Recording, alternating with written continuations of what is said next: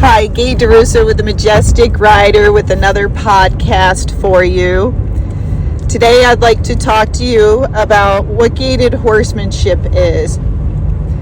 People don't even know what horsemanship is, and when you're riding and taking care of a horse, it's just not about the level rider you are, but it's the skill of your horsemanship that can make a huge difference on if the horse better, gets worse, or doesn't improve at all.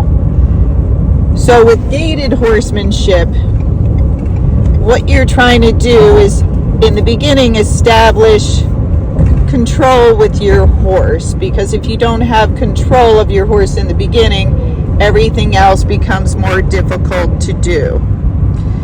So that's why groundwork is so important, and doing the groundwork correctly.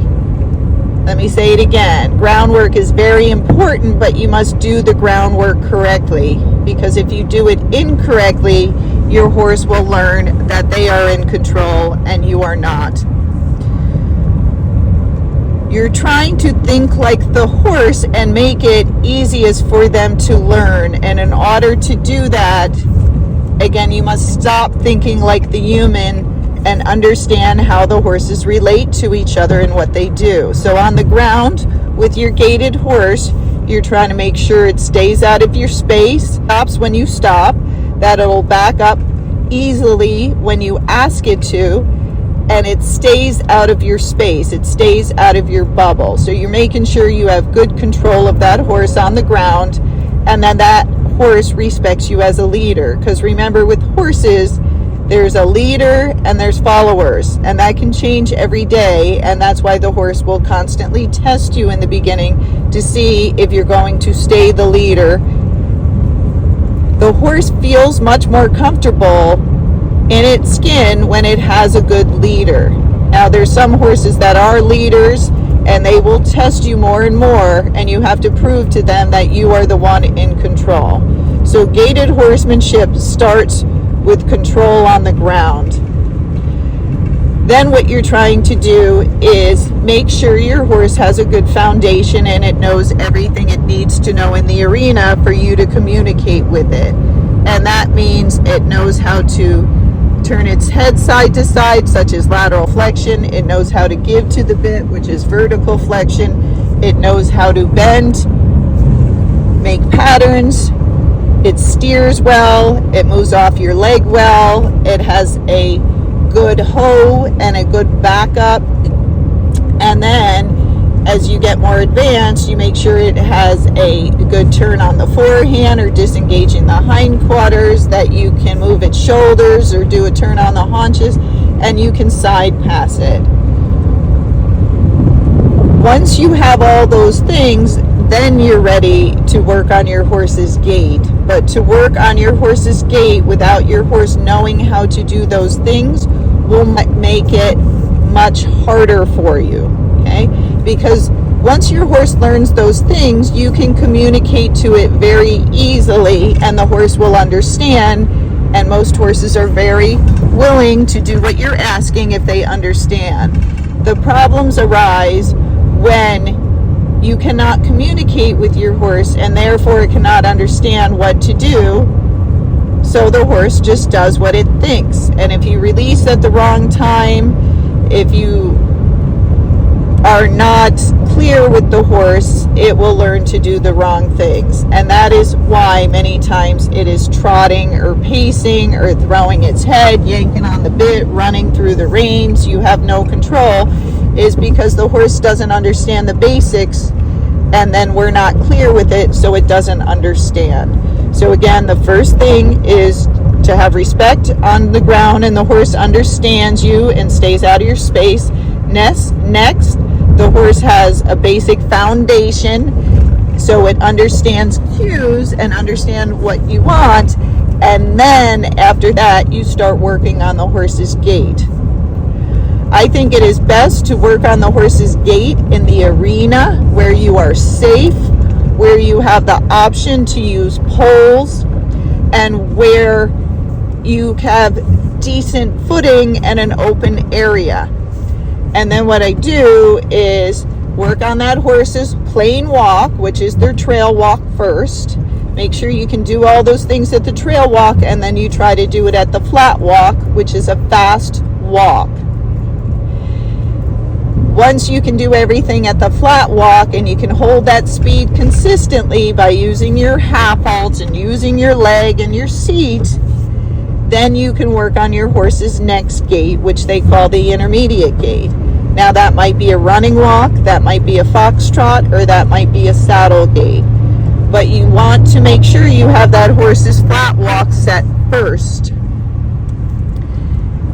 because then again you can build on it. Now when you go to that next gait, depending if that horse is trotty or pacey, depends on the frame you will put it in, and also how much you need to help that horse to gait, because some will gait easier than others. Okay, the pacey ones, you usually need to bring their head down some, but in some horses you need to find that sweet spot. Well, like, where is their head? What frame do I put them in to help them to gait?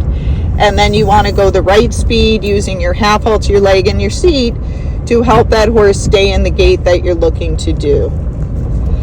So gaited horsemanship is about control of the horse, teaching the horse cues, and then helping it to understand what gait to do.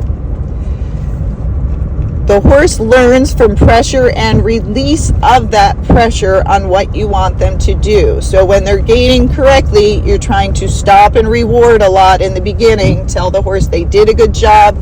Scratch the horse. Try not to pat it. Horses appreciate scratches much more than patting. And give them some time to catch their air, and then repeat it again. So you reward a lot in the beginning, and then over time you ask them for more and more before you give them that reward. Once you can get it very good in the arena, then you have cues and your horse understands, you start to do it out on the trail. Now, depending on the footing does affect gaited horses. So if it's deeper, it helps the pacey horses, but it's harder for the trotty horses because it'll make them more on the trotty side. If the footing is flat, that's better for the trotty horses. That will help you more, that hard footing, but harder for the pacey horses to hold the gait. So that's why it's very important you have cues to help that horse, that it understands what that half halt is. It understands how to engage itself. You have your lateral movements such as your leg yield, serpentine, shoulder in, because all of those things are going to help you to get that horse to gait.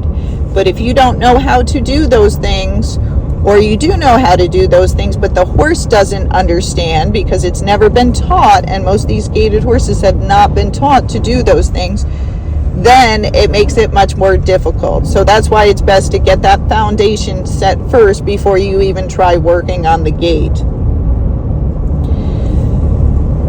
So when you're having problems, a lot of times you need to go back and restart the horse and show the horse correctly and then build it back up. Now you might think that's going to take a lot of time, but it isn't. If you do it right, it might take you a couple of months. If you do it wrong or you don't do it enough, it could take you many years. But you'll be safer, you'll have a better gait, your horse will be happier because it understands what to do. Okay? The problems is most people don't have any groundwork, so they haven't established who's the leader, therefore the horse doesn't trust them very much. And then under saddle, the horse doesn't understand what the person wants, so it gets very confused and frustrated, and the horse will start reacting to things to tell you it doesn't like what you're doing. And those reactions can be yanking on the reins, not steering, running the other way, rearing up, bucking, crow hopping. All those things are signs that the horse is telling you, I'm either frustrated, I don't like what you're doing, I don't understand what you're doing, or I'm not in condition to do what you're asking me to do, like hold the gait longer than their muscles can actually help them to do. So there's a lot to do with horsemanship, but there's a lot to do with gaited horsemanship. And the better your gaited horsemanship is, the better your horse will be. Each horse is different, so you have to analyze and understand what your horse is first. Is it a leader or a follower? Is it spooky or brave? Is it a quick learner or a slow learner?